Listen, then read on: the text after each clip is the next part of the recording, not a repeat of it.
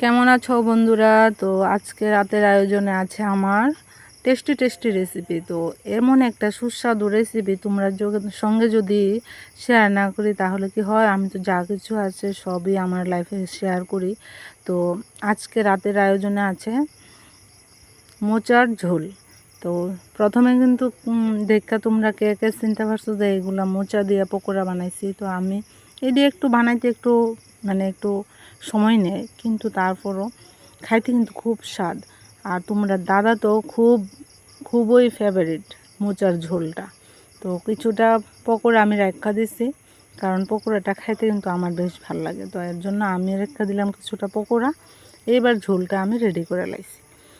আর এর সঙ্গে মাঝে কিন্তু আমি মেয়েরও খাওয়াই দিয়ে লাইছি। তো আমার রান্না পুরোপুরি কমপ্লিট। এখন আমরা খাওয়া দাওয়া কমপ্লিট করে নিতেছি। এই দেখো সুন্দর করে থালে ভাত, পকোড়া আর সঙ্গে ঝোলটা নিয়ে নিলাম। আর আছে সঙ্গে ডালটা দেখাইছি না,